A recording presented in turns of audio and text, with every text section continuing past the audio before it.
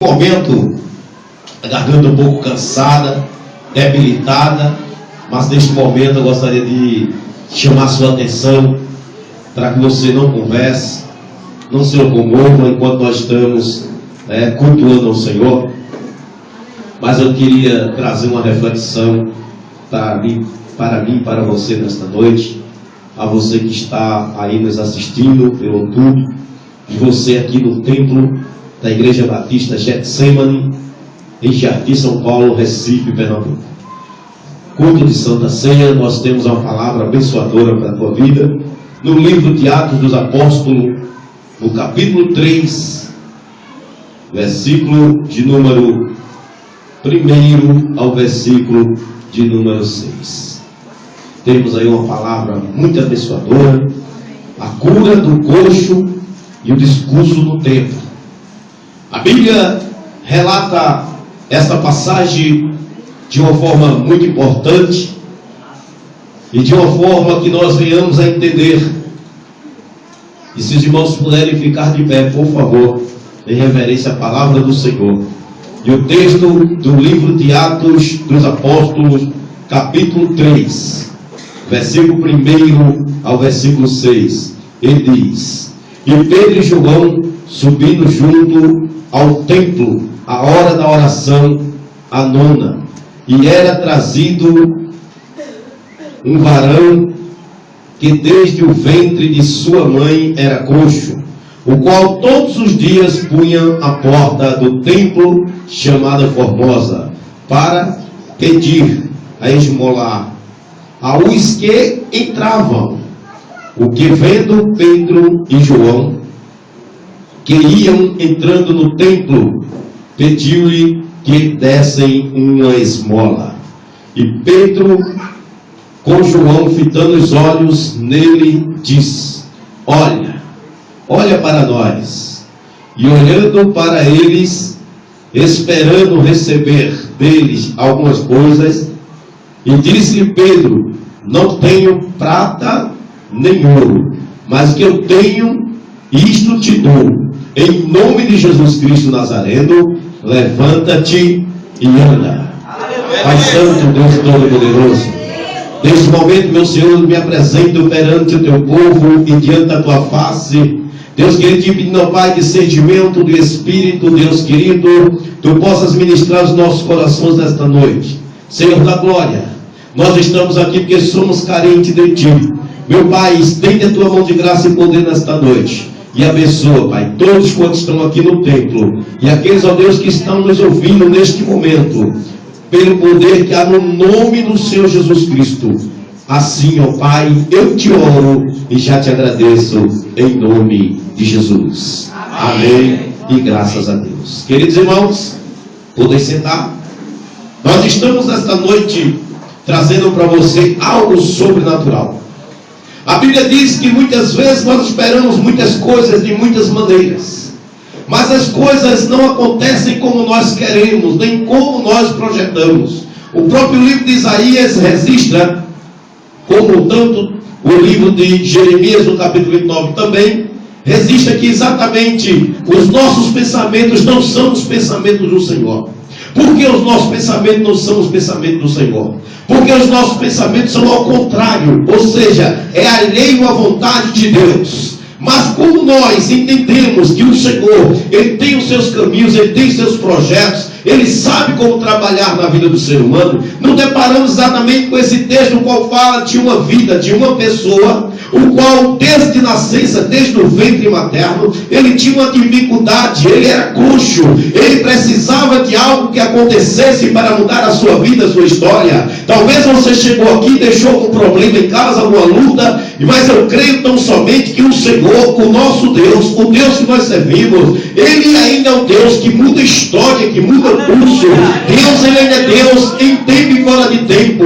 Nós queremos, irmãos, trazer para você nesta noite a importância de quando nós guardamos a palavra. A Bíblia diz que a palavra ela vem do sobrenatural de uma forma tão gloriosa quando nós lançamos a semente em boa terra, quando ela começa a frutificar, quando ela começa a brotar. Isso quer dizer que a palavra da fé que nós pregamos, esta é a palavra que eu quero trazer para você nesta noite. A tua fé, a fé que traz certeza, a fé que traz confiança, a fé que muda a tua história, a fé que traz salvação, a fé que traz segurança, a fé que soluciona problema. Esta fé nesta noite que será gerada sobre a tua vida.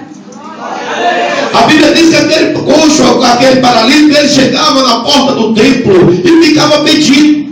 Todos os dias ele estava ali. Já era uma rotina na vida daquele homem. O sofrimento talvez fosse grande, mas ele não parava pelo seu sofrimento. Ele tinha uma necessidade, não era só material ou física ou financeira. A principal necessidade dele era o sobrenatural. A Bíblia diz que quando se acabam os recursos humanos, aí o nosso Senhor, ele começa a operar. A Bíblia diz que ele quer aquilo que eu e você não podemos fazer, Deus ele pode fazer. Eu não sei se aconteceu alguma coisa na sua vida, no qual você chegava para você mesmo e ia pensar: Senhor, eu estou vendo que não tem mais oportunidade, não tem mais chance, está tudo perdido. Na minha vida já aconteceu algo sobrenatural, uma cura, o qual muito necessitava. E a medicina dizia que era quase que impossível, os recursos eram muito pouco. Mas a Bíblia diz que nós servimos aos médicos dos médicos, aos médicos por excelência, ao Deus que faz cirurgia e não deixa cicatriz. A Bíblia diz que o Senhor pega agora 2 apóstolos, Deus ele levanta, ele tem os seus meios para te abençoar.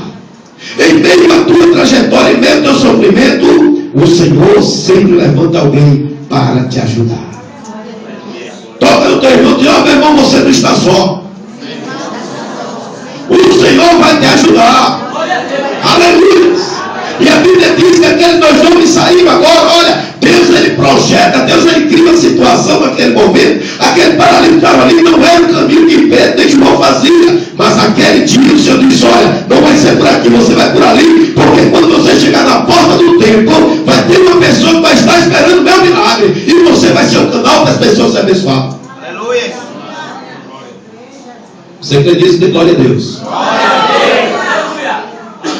A Bíblia diz que o Senhor, ele usou a Pedro e usou a João. Simplesmente não foi pelo poder que ele tinha, mas o poder do Altíssimo. A Bíblia diz que nós precisamos saber que maior é o que está em mim e em você do que o que está no mundo.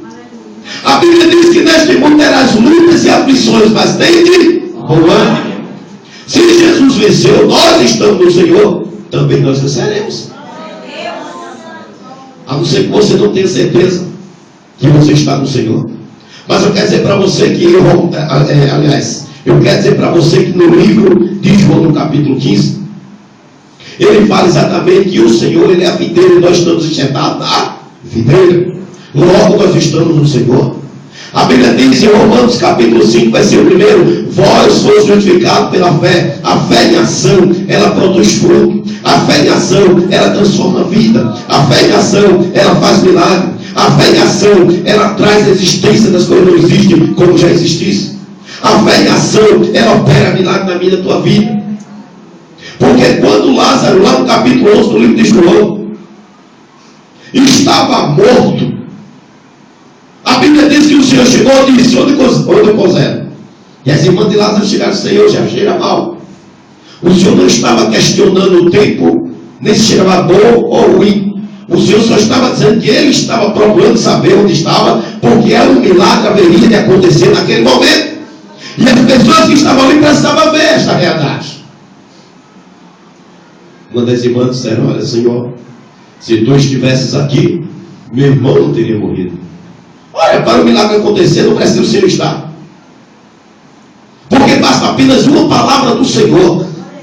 Apenas uma palavra, ao meu e ao teu respeito, tudo se faz bonança. Deus ele muda quadro, muda cativeiro. Deus muda estação. Ele cria reino, tira reino, estabelece. Porque ele é Deus. A Bíblia pega João agora e vai lá juntamente com Pedro, passando por aquela multidão, passando por ali. Olha, ele ia para a oração. Mas quando nos preparamos para orar, algo nos céus acontece.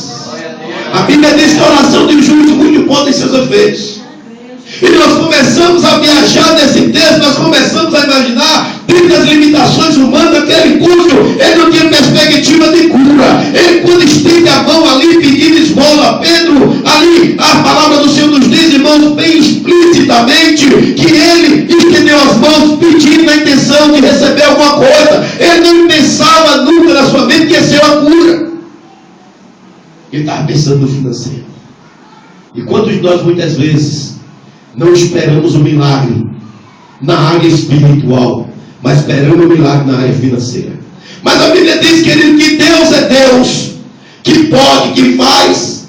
Aí usou agora aqueles dois que estavam em meio caminho para contar a história, contar uma história, mostrar para aquele jovem que Deus, ele é Deus. Independente de eles crerem ou não, mas Deus estava presente na vida daqueles homens. E a Bíblia diz que o poder do Senhor se aperfeiçoa na vida da sua vida, sabe quando? É nas minhas e nas suas fraquezas. Porque Paulo já tinha dito ao fraco, eu sou forte. Mas alguém vai te ajudar. O mestre está ao teu lado. O Senhor não esqueceu de você.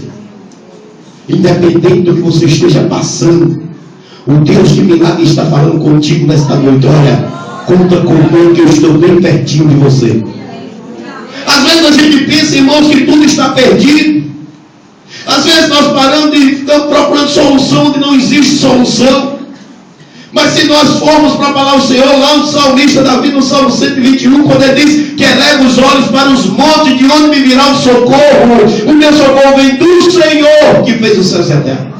Nós, quando colocamos aos pés do Senhor toda a nossa ansiedade, Ele tem cuidado de mim, Ele tem cuidado de você. O Senhor não desampara os seus. Sempre o Senhor sempre dá um escape, queridos. Aleluia. Nós observamos que quando nós servimos ao Senhor, tudo é diferente, tudo muda. E as pessoas muitas vezes não entendem.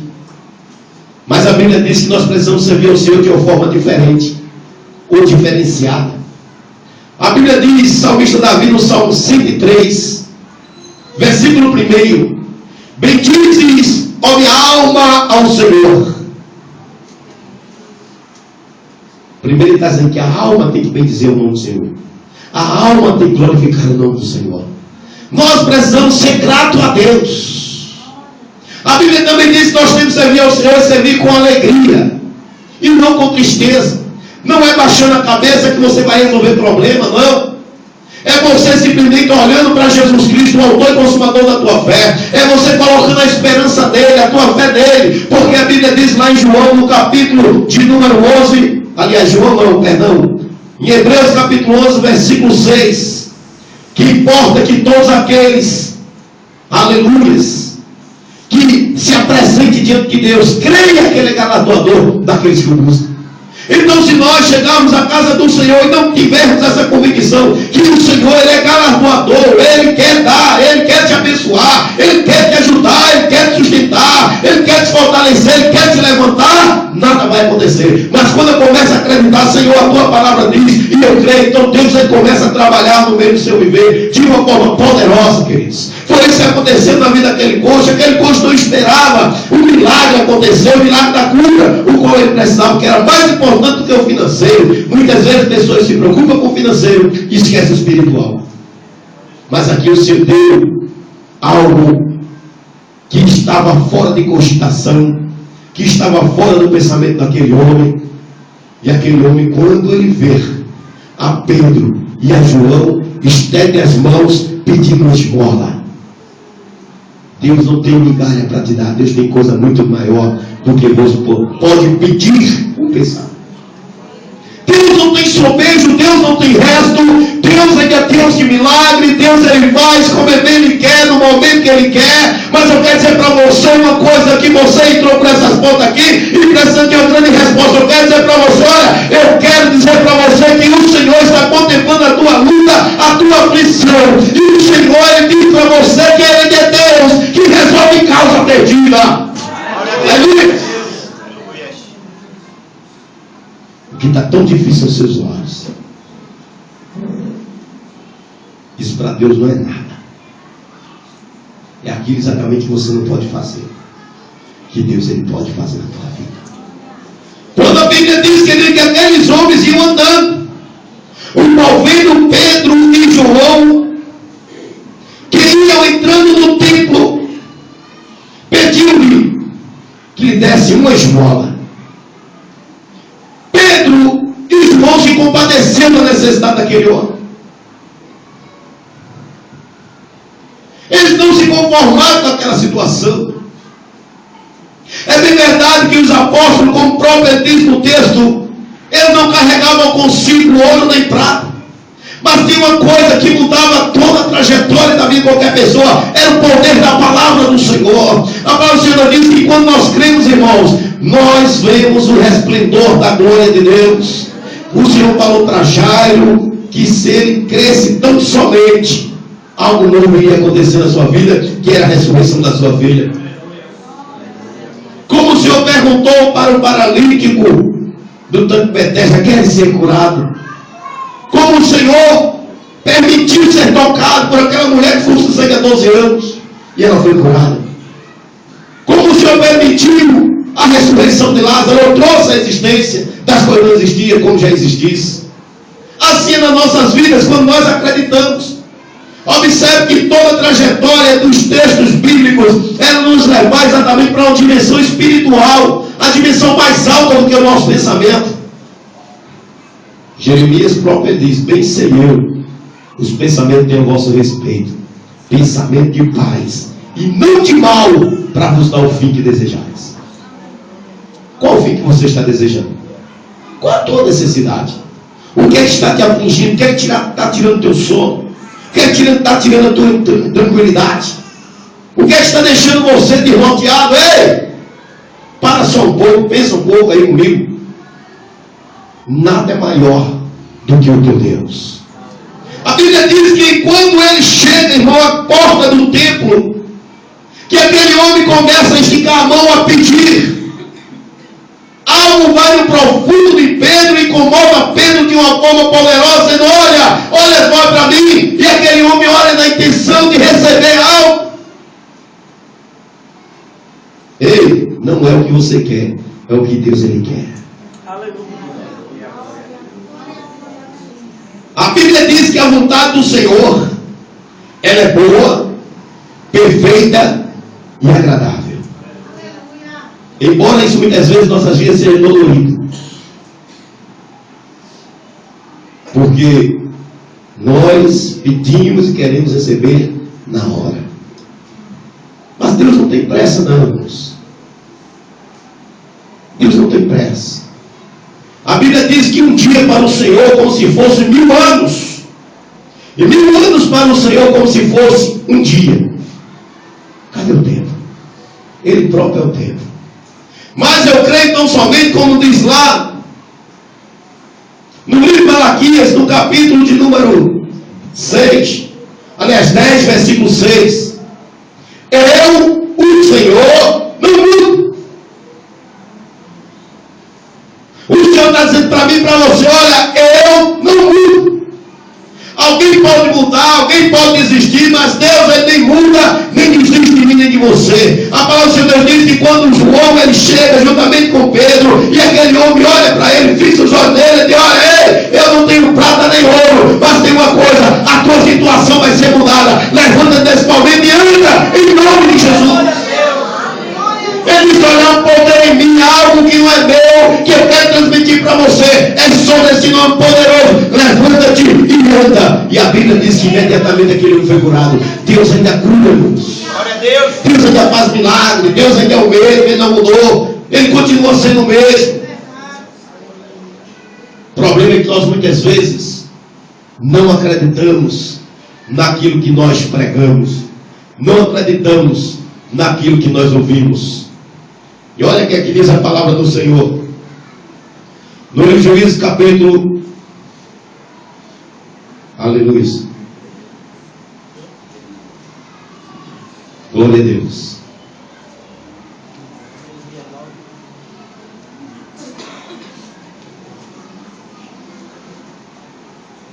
Olha que Deus, ele tem uma palavra abençoadora. Enquanto o nosso diácono está procurando um texto para mim aqui, olha que é de Êxodo capítulo 23, versículo 25.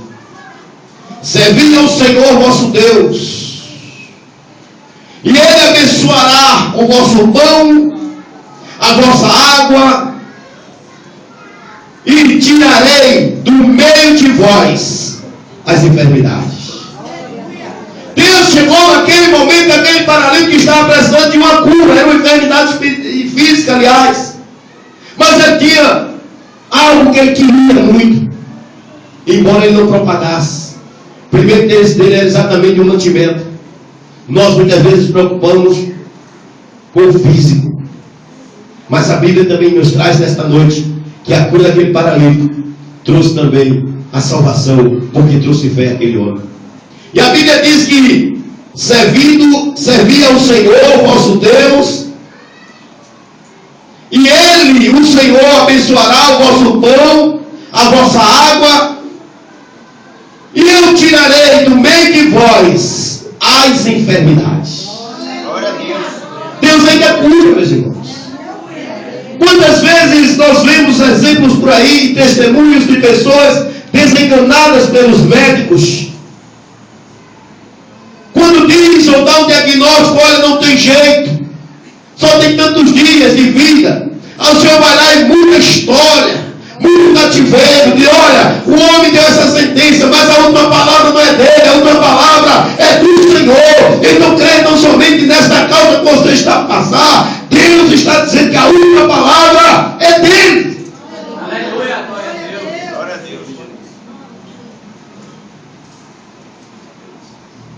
Aleluia.